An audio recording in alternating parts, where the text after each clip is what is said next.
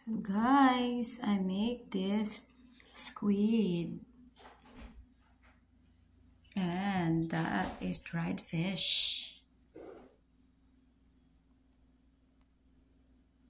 Yum, let's eat!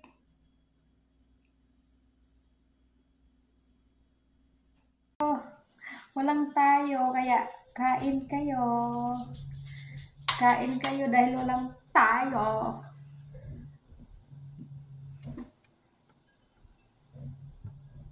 Alam nyo ba, yung asawa ko, pagbaba niya sabi niya, "Oh my goodness! Ang baho ng bahay!"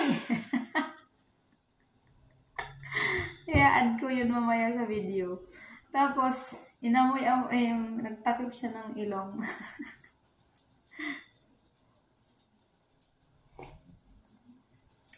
Kaya nagtakip siya ng ilong, tapos binuksan niya lahat ng bintana. Ang kawawang kalbo. Wala nang magagawa, kundi sundin ang gusto ng asawa. Winter ngayon, kailangan sumunod siya. Sarap.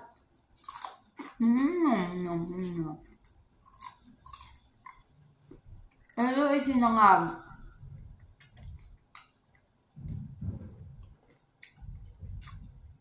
Hindi pa ako naliligo. Forgive me. Nilagyan ko ng konting filter kasi tingnan niyo, walang pilay.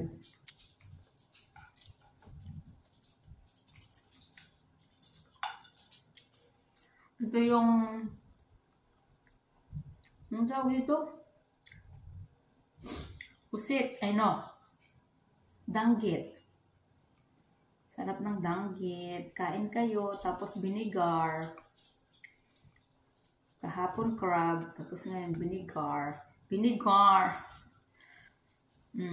Sino may gusto ng isang subo?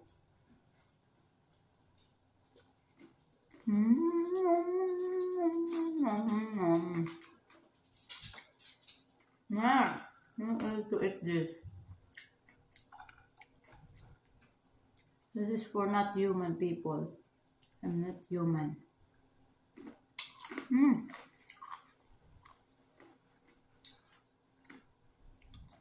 Ang sarap ng kamatis galing sa backyard, oh. Kasi to, hindi pa siya hinog. Ngayon lang siya nahinog. Ibang kulay niya, oh. May green pa nga, oh. Ang sarap.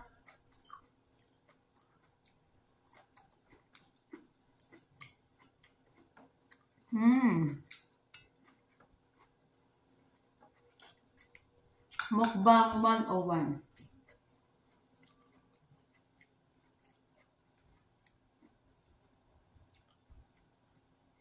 Puset.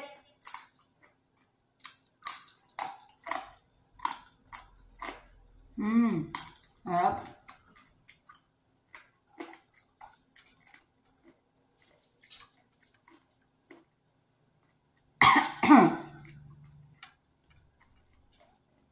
And then I have coffee.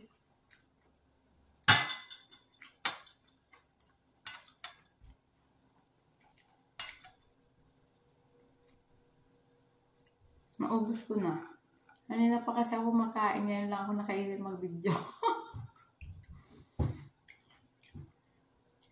Na sobrang excited, hindi na video ang sarili. Ang bigas ng ulo.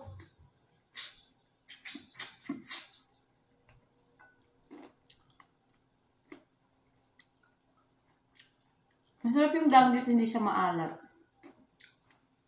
Binili ko to doon sa Pilipina kong kaibigan.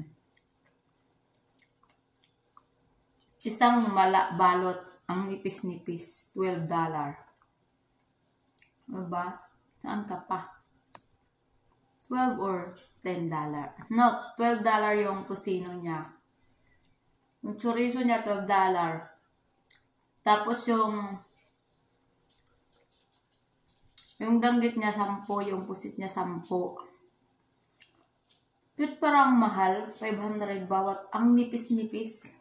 Tapos kung bibilhin lang yan sa Pilipinas, ang mura-mura. Sabagay, ni-export pa.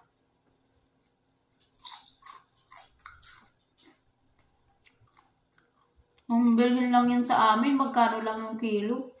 150 lang yung pusit, ang lalaki pa.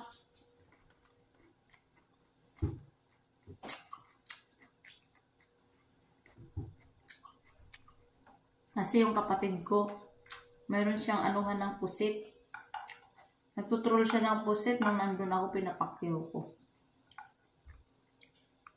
Nagugulat siya, binibili ko yung kalahating balde niya na pusit, 1,000. Hindi ganyan. 350 lang lahat yan, ganyan.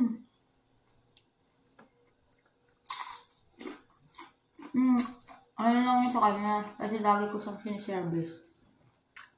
Sarap!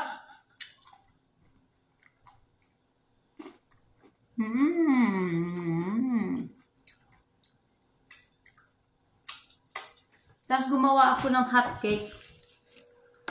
Yung hotcake ng kapitbahay namin sa probinsya. Yung may butter tsaka asukal sa loob. Sarap.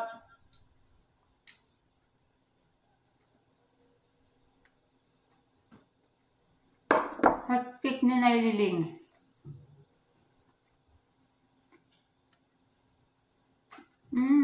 Thank you guys for watching.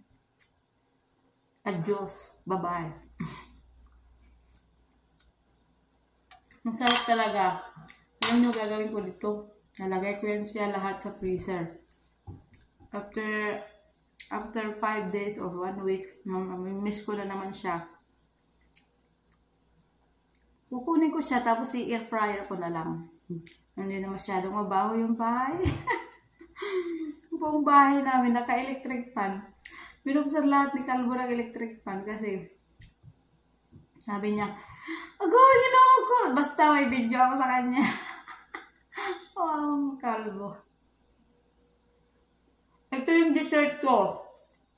After all of this food. Thank you for watching. Itsa ko eklabos. Namumutsa kasi yung labi ko. Lagyan ko ng filter dahil sa suka. Nasa-shock talaga ako sa presyo ng danggit. Tsaka pusit. Kaya ninanamnam ko.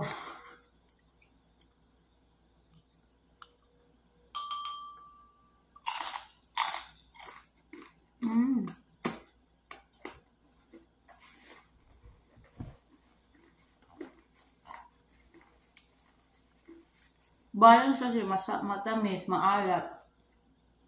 Tapos yung kamatis, masarap.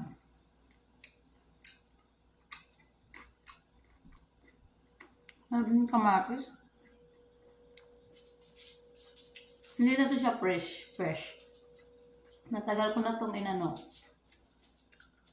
Ano yan? Matagal ko na itong inarbes.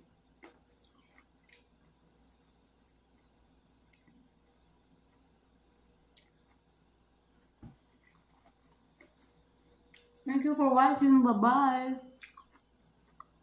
Like and subscribe. Mukbang. Walang ligo. Oh my gosh, it smells awful. Look at me.